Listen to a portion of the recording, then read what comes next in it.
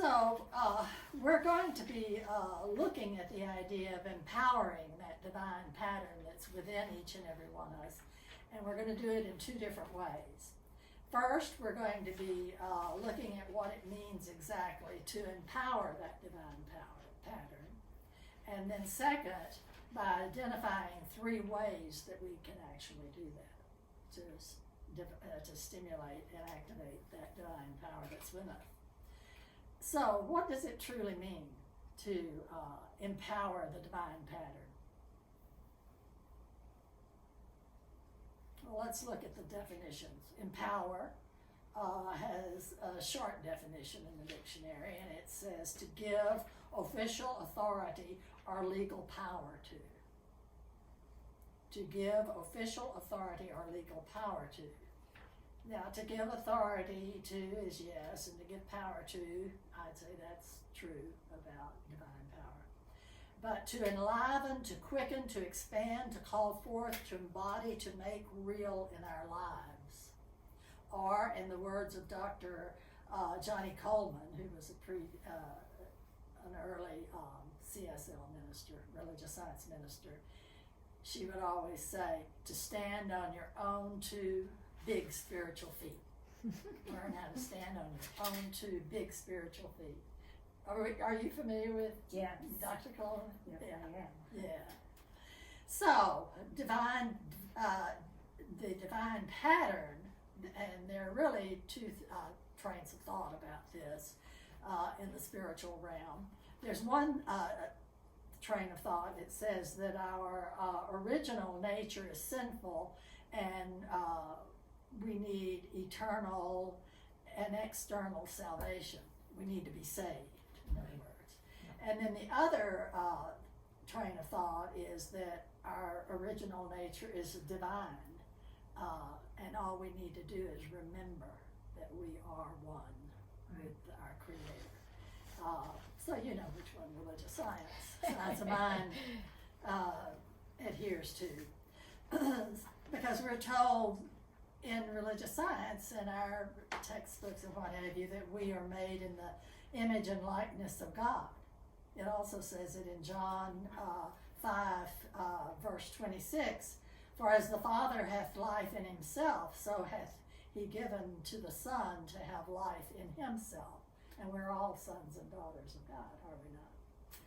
And then Ernest Holmes, in the Science of Mind textbook, had this to say, we must expect to find in us, therefore, the same inherent attributes that we find in the universe from which we sprang. A single drop of water is not the whole ocean, but it does contain within itself the same qualities and attributes. We are made out of and from life, so we must partake of the divine nature from which we spring. We did not create our nature. We cannot change its inherent reality. We are what we are. We are one with God. Like the drop of water is to the ocean. So, in the book, The God Code, I think I left it over there on the table. That's okay. I'll just mention it.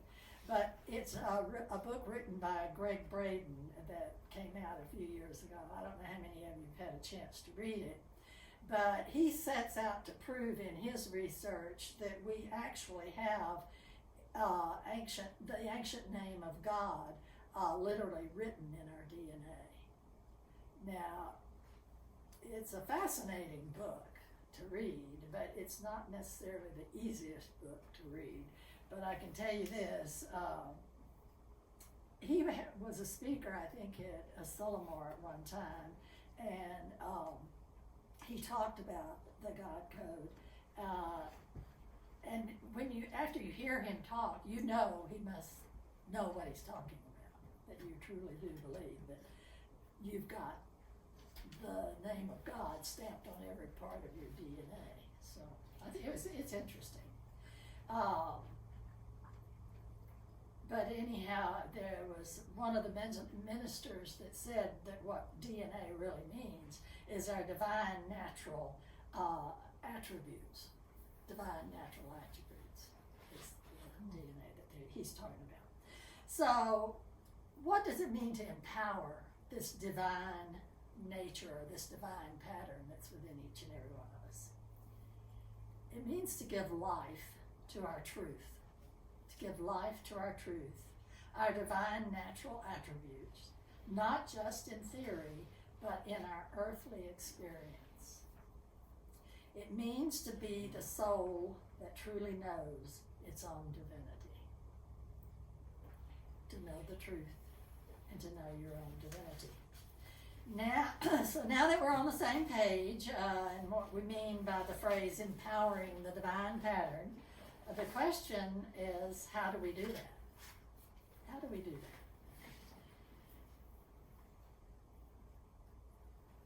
And we do it by conscious choice. By conscious choice. And I say in 3 areas. We do it by where we choose to place our attention. Where we choose to place our attention. And where we choose to place our words, and where we choose to place our energy. That's how we activate or empower the divine pattern that's within us. Attention, words, energy. Yes. That spells all. Yes. I know. So let's look at attention.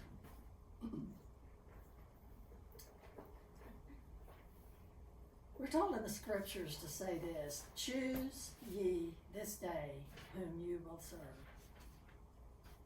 That means, where will you put your attention? A core principle in metaphysics and in the teachings of the science of mind is this. What is it? Where my attention goes, my Energy life flows. flows. Where my attention goes, my life flows. Because remember, what you're thinking about and your attention creates feelings. The feelings create actions. The actions create results. That's how it happens through me. So, let's say that again. Where my attention goes, my life flows. Right? Yes. Okay, so where you place your attention most consistently begins to show up in your world of effects or form. That's the law of mind at work. It is impersonal in its nature, and it works for all just like it does for anybody else. And it is our conscious choice that is the determinator. So where will you place your attention? We say place your attention on what you want, not what you don't want. Right? Yes. Yes. You know, there's a story, probably many of you have heard it before. It's about a young Cherokee Indian man. And he goes to his grandfather to ask for advice, because the Indian people treasure their elders and see them as wise. And so this Cherokee young man went to his grandfather to ask for advice. It seems that the young man was quite angry and was going through a stage in time, and he was having difficulty in a relationship with some of the other young men that he associated with. And there'd been a lot of animosity and brawling by some of the people in the young men's group. And the young man felt that he had been treated disrespectfully, and he was struggling between the desire to retaliate and his personal code of conduct, which is nonviolence. That was his personal code of conduct. Now, the old Cherokee tells his grandson about his own challenge going on within himself. And he says, it's a constant struggle between two wolves. One wolf is full of anger, greed, arrogance, self-pity, resentment, inferiority, lies, faults, pride, and ego. And the other wolf emanates joy and peace and love and serenity and humility and kindness and generosity and truth and compassion. And the grandson thinks about it for a minute, and then he asks his grandfather, well, which wolf wins? And the old Cherokee simply replied, whichever one you feed. Whichever one you feed. Will we feed the divine pattern with our intention, or will we feed the limited experience with our attention? We have a choice. And I will say, sometimes it's not easy to get away from that, putting attention on the thing that makes you angry or upset. But you can do it by choice. In Matthew 6, verse 22, it says, if our eye is single, we shall be filled with light.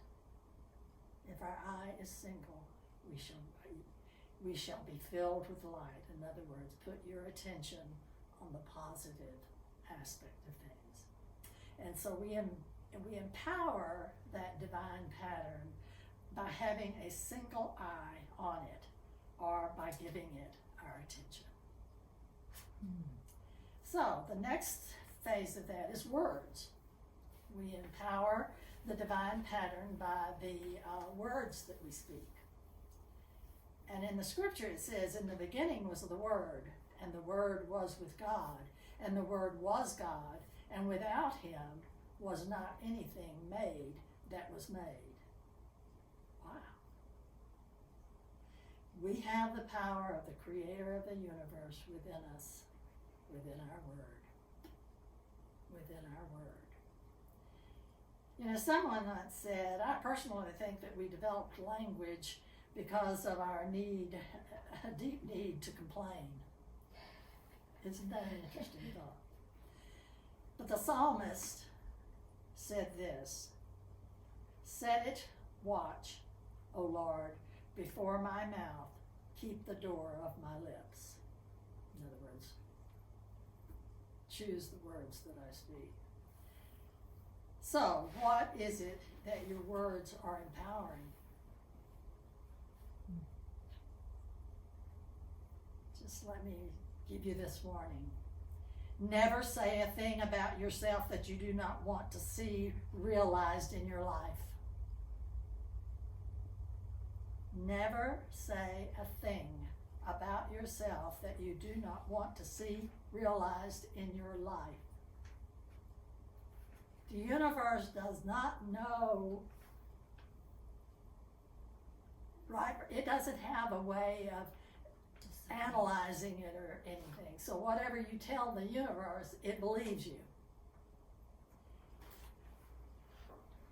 Just imagine this. Suppose a digital recorder is strapped on your shoulders the first thing tomorrow morning when you get up. And you carried it with you all day until the last thing tomorrow night. And it recorded every word you said and then was repeated to you. What would you hear? Would you hear words that empower your divine pattern and the divine pattern of all life, or would you hear something else? Think about what you're thinking. Notice what you're noticing. Isn't that what David told us last week? Mm-hmm. Yes. And the prophet Isaiah wrote this, so shall my word be that goeth forth out of my mouth. It shall not return unto me void. In other words, what you speak into the universe will come back to you. And Jesus said this, heaven and earth shall pass away, but my words shall not pass away. And Solomon said this, he that guardeth his mouth keepeth his life. He that guardeth his mouth keepeth his life. And there's a parable, a story that I have, about a group of frogs that were traveling through the woods.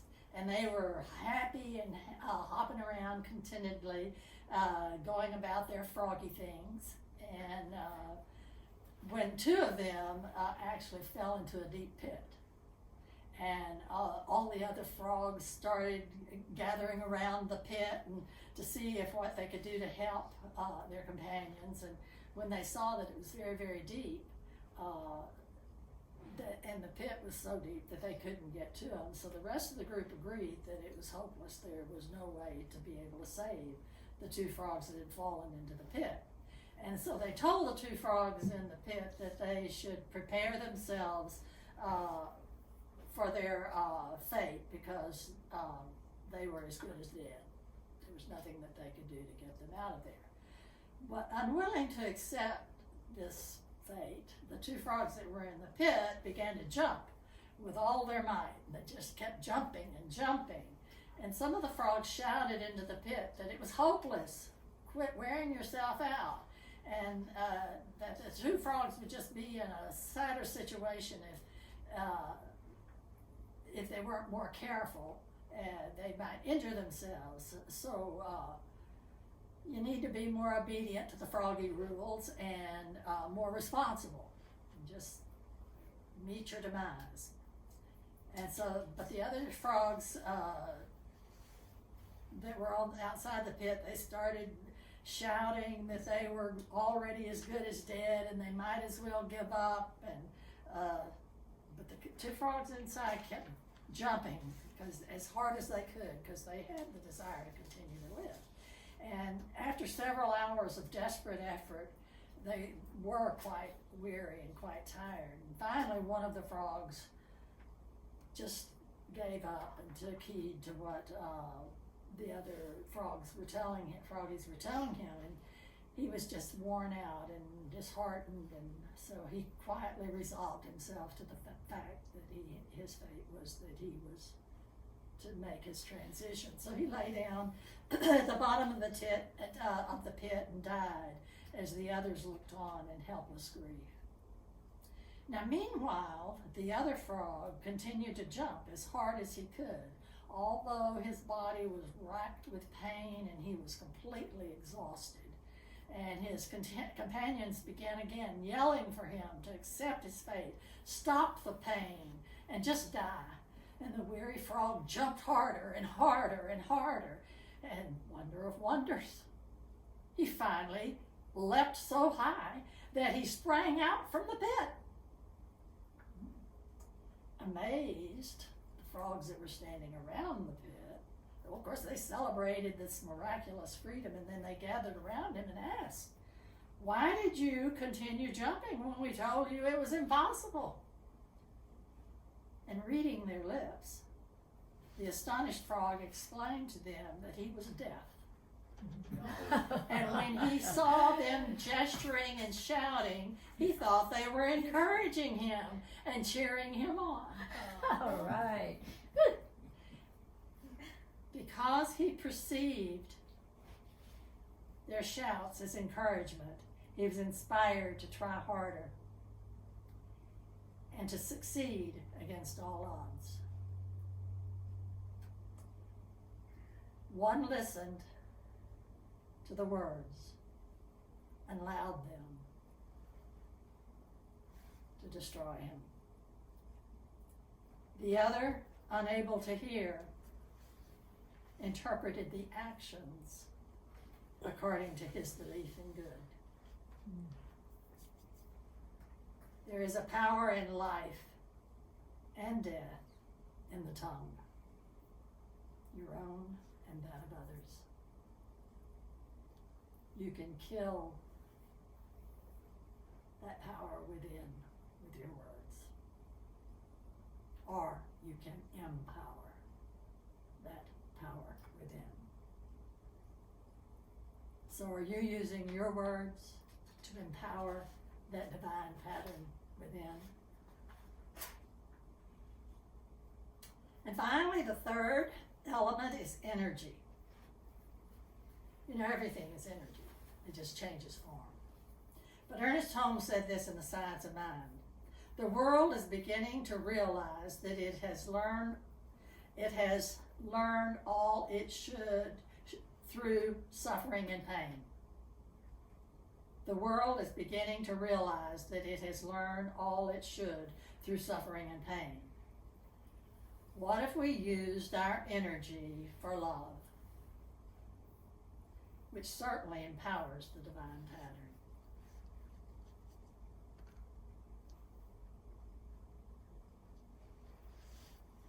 You want to have an experience of the love energy?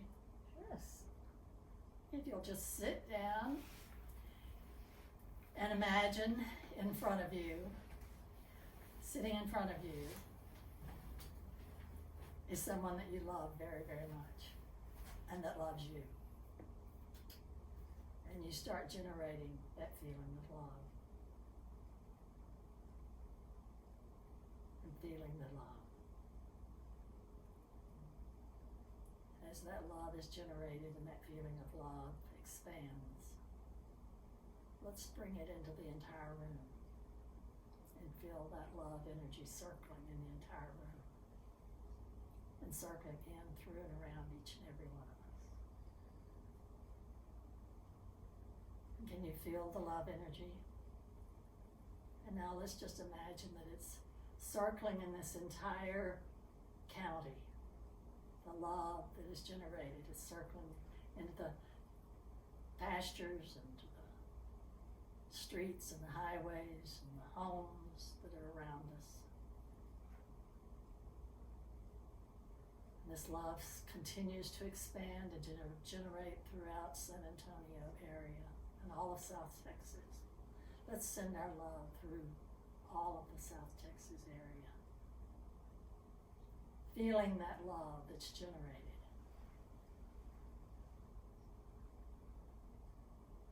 And open your eyes if you've had your eyes closed. And just take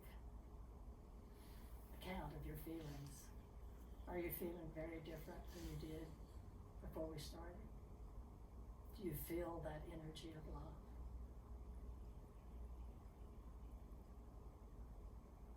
So what does the energy feel like right now? Peaceful, Warm. quiet, Light. yeah, light. Calm. I believe we've just used our energy to empower our divine pattern. And so it is. And so